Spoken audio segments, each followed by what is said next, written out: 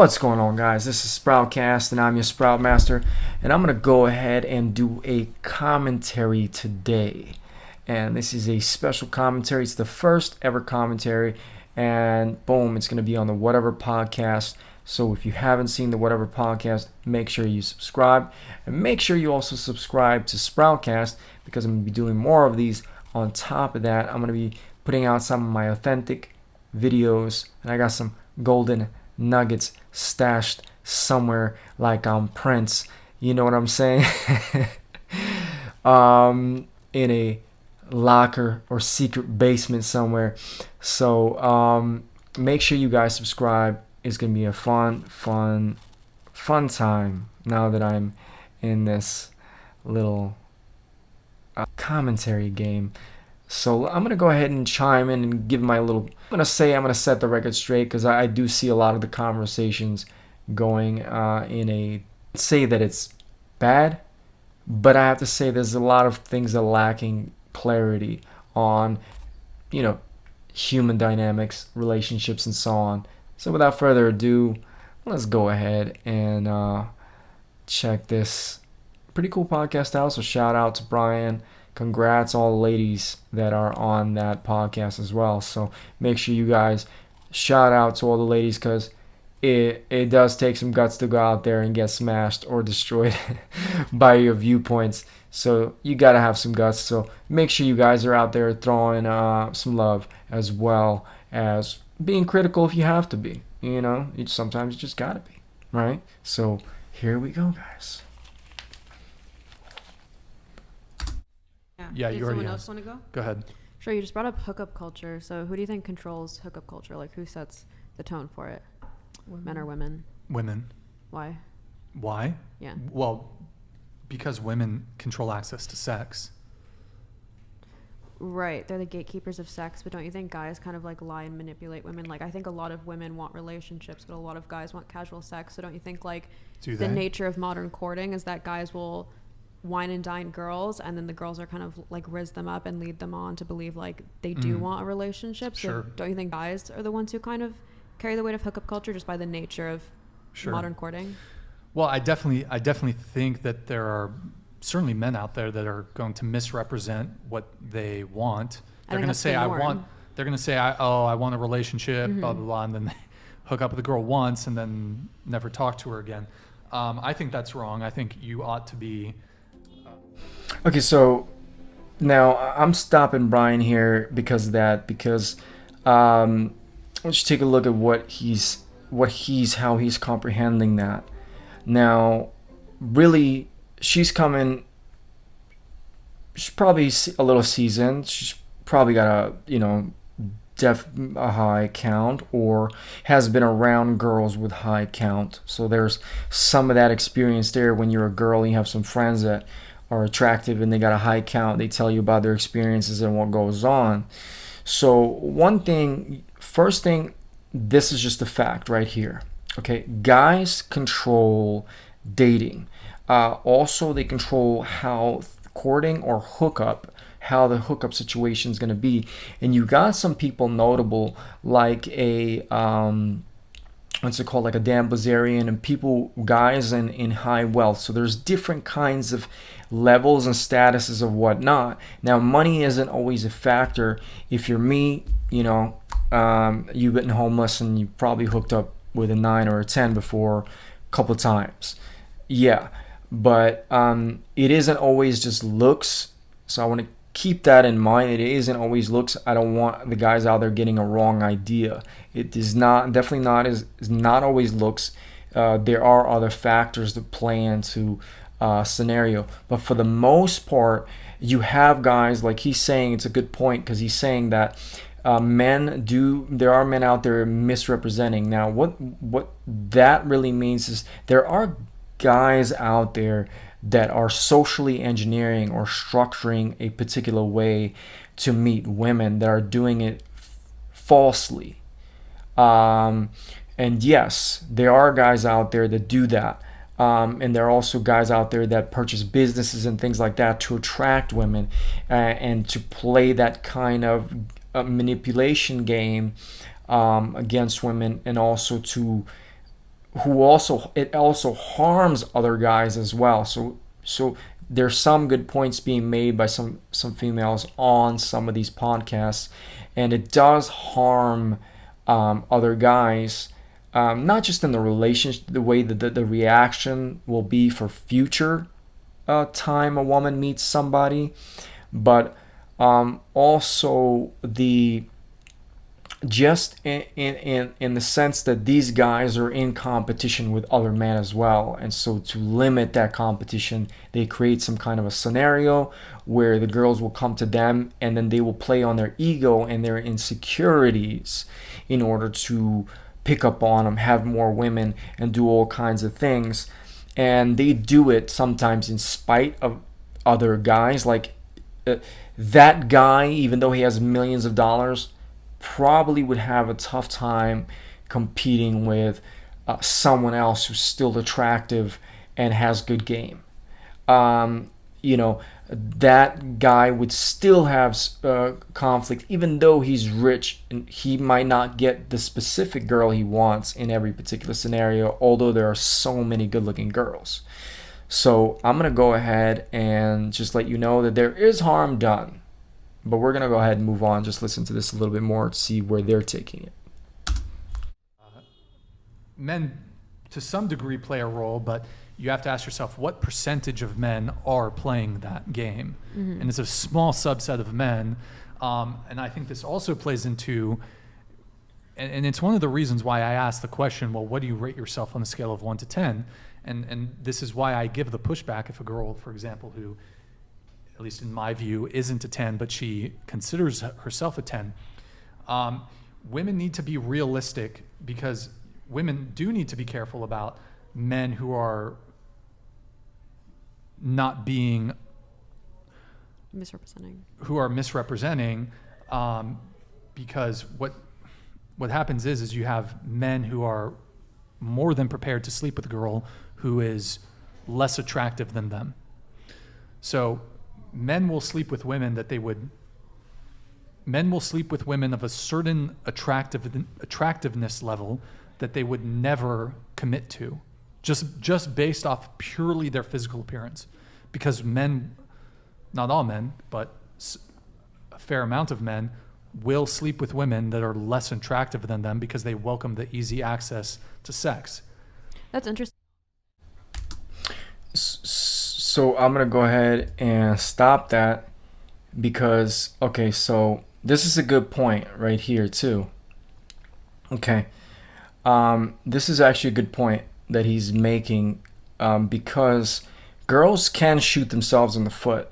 Okay, so as someone who has been with girls that I can get better looking girls than them easier than really people would think. But the issue with that is this: those girls shoot themselves in the foot because they do have a tendency to scold, put down, or undervalue that relationship too. So they kind of shoot themselves in the foot, making those guys really not want to date girls lower. That's also the dynamic there too. So there is a drawback and consequences when girls lower the value of that person, because guys can be like, okay, well, I like her, she's cool, she's passable, she can, she's cool, I like her vibe, or I like something about her. She might have a cool personality, she might be funny, she might be other things too that you can take a look at. But the truth is, the headache is still the same for guys. So if you're dating a girl that's less attractive, she'll have insecurities, right? So she'll have some insecurities. So those insecurities popping up can cause you problems just as much as a girl that is very attractive and can get other guys, and guys go guys will hit on her in front of you. You know, she'll have to come over and like make out with you, so all these guys know like, okay, he's, you know, I'm with him, blah blah blah. You know, so she'll have to do that kind of thing, and you'll see if she's doing that kind of thing. You know, like, oh, is she gonna make out with me in front of all these guys to let them know, or she's gonna still pretend to be available and love you or like you on the side based upon whatever her life circumstances situation is. So the point here is that guys that can get much more attractive girls will date lower, like 6s, 7s, you know, variably they will. That's just a fact. They will. It doesn't have to be an insecurity thing like with girls, or girls can. It is with guys. It can be for other reasons. You know, that don't have to do with like an emotional thing, or you know, ego thing or something like that. It doesn't have to be that. That doesn't really necessarily play a factor as much as I think the considerations girls make, the complex considerations that girls will make. Yeah, moving on.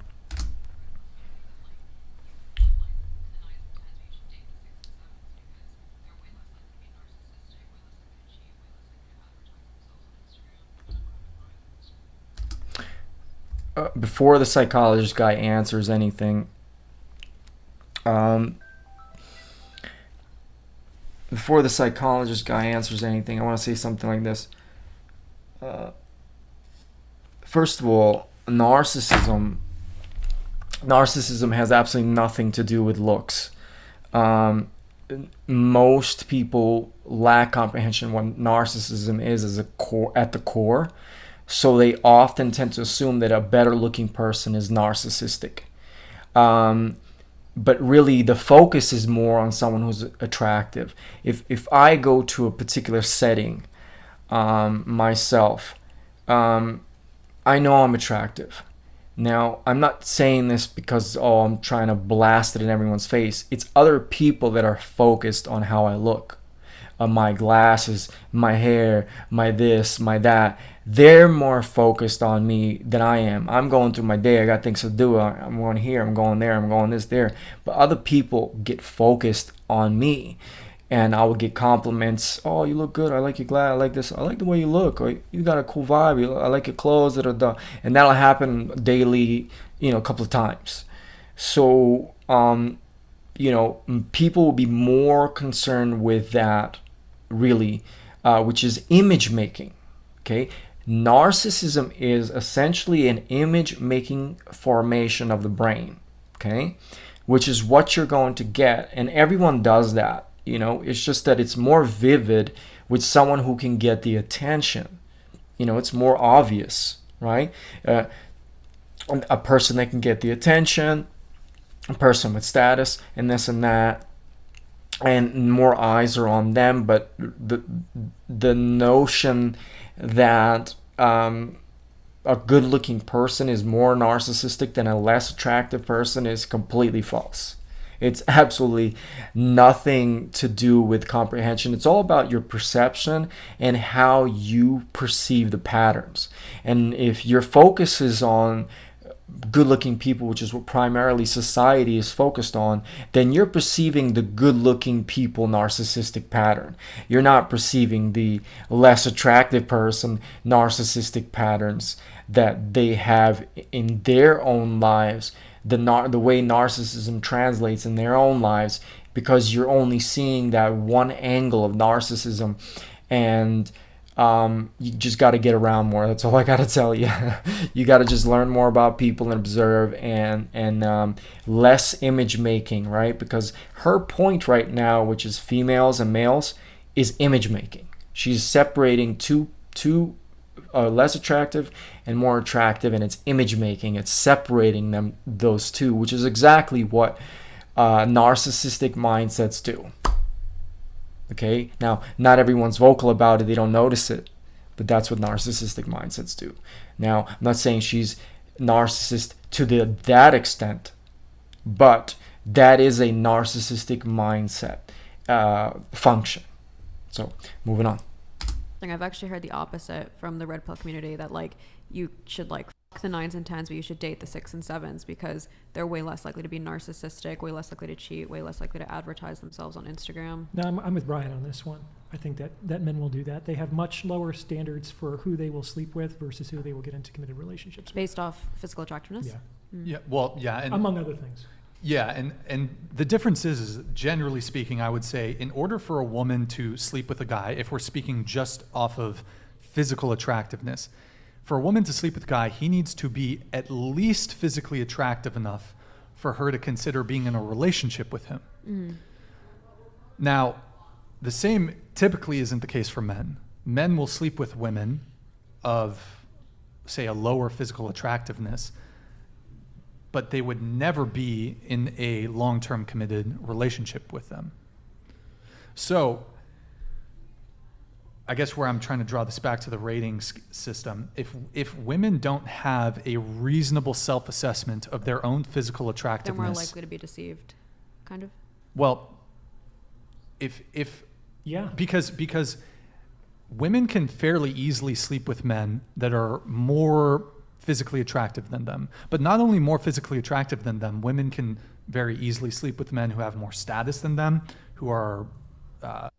That right there is actually also variable. Keep that in mind, and that's also variable too. It's very hard to categorize that situation because someone with a higher status has more choice. And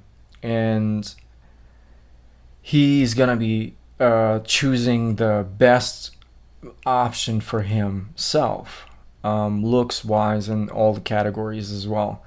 So it's not so simple to say that women have yes, you could say that a highly attractive woman does, but most of this stuff is really not applicable when it comes to general public. So at some point in my podcast and others, I'm going to kind of more give you guys an insight on a general public comprehension versus how the rich or money-based cognition and financial-based status cognition has shaped the perception of dating and so on the general public, that some of these things aren't really applicable for them, but they're still bringing it into their consciousness and into their cognition and still playing in with that. So I'm gonna cover that, and we're gonna break that down in another video, but that's just off topic. But keep in mind, some of this stuff you can tell even in his voice. If you're looking at his body language, he's not sure of. So he's just throwing in facts, but connecting the dots, it's a little bit more different thinking. So let's move on. Have better personalities than them, who have more money than them. And so relating this back to, I guess, your original question, and why it's important for women to have a reasonable self-assessment of their own physical attractiveness. Sorry, I see what you're saying. So like if the girl thinks she's a 10 but she's a 5, and then the guy she's dating is like, yeah, I want to date you, but it'd be easier to parse through whether he's lying or not if you have like an accurate assessment of your own looks. If you know where you stand, then because you might be chasing after like a certain tier of man with the hope of locking him down for a relationship, even though that's very low likelihood or impossible because he's just so physically attractive. And women have sexual access to these like really attractive men that, again, will never commit to them.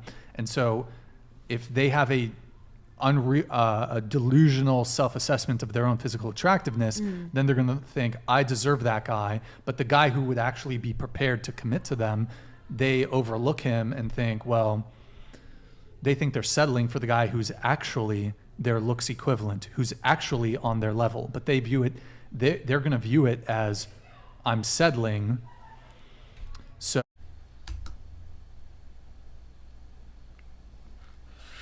Yeah, so video's done at this point.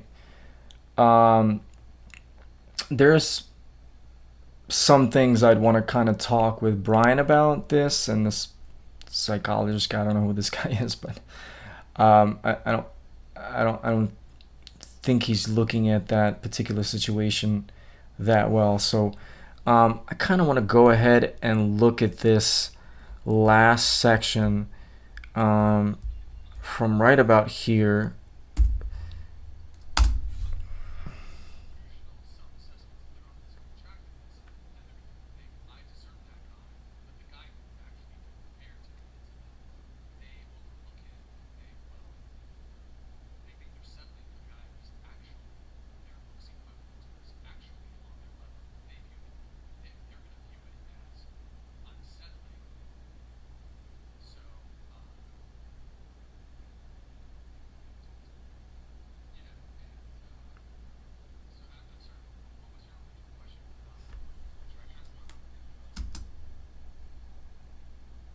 Yeah, so I think he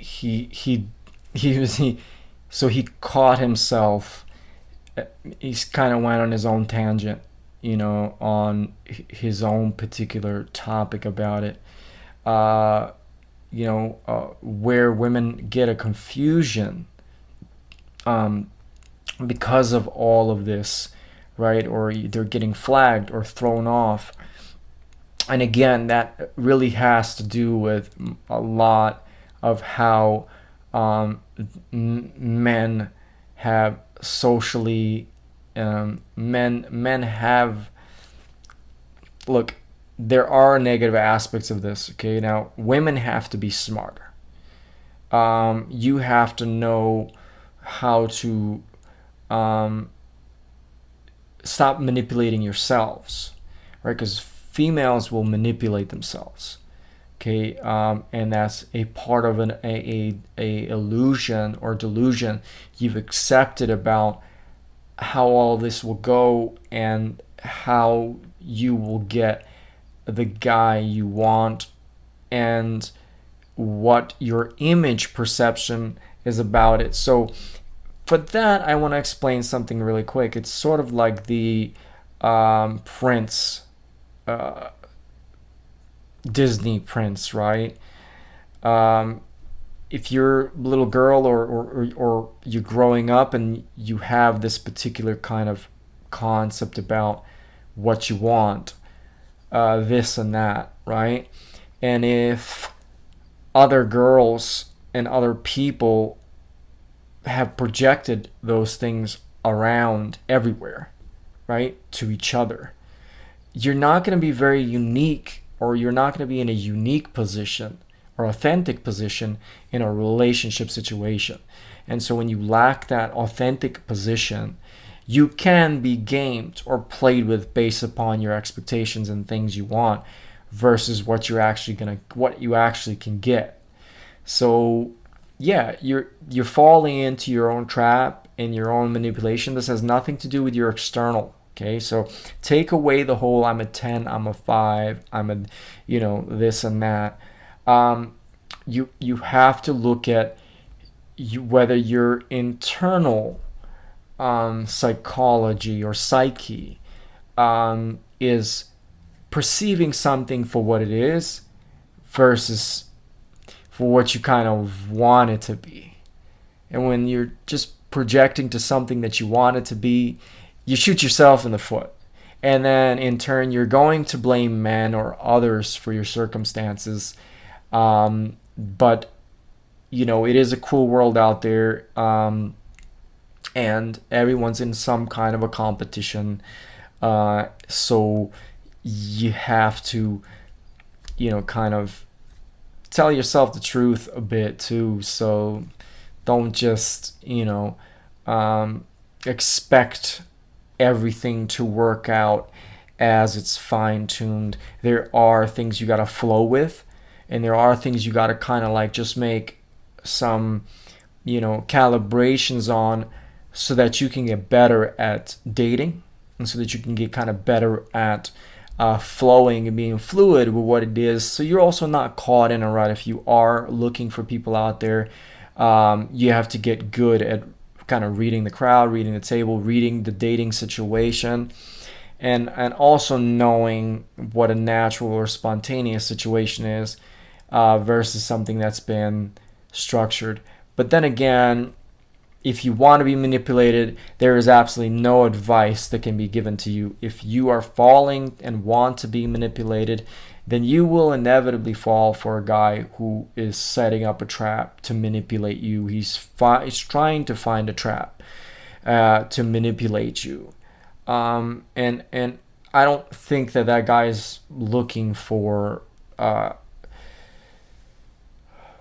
something authentic and worthy of a love. That's a more materialistic position. And so you're going to have to make a decision at some point as a female out there. Are you making a materialistic position with everything? Are you objectifying the relationships as well as the man is objectifying you in correlation? Or are you perceiving these things with a authentic factual comprehension of where you stand? And I think I'm going to leave it with that. So subscribe, guys. Make sure you follow Sproutcast.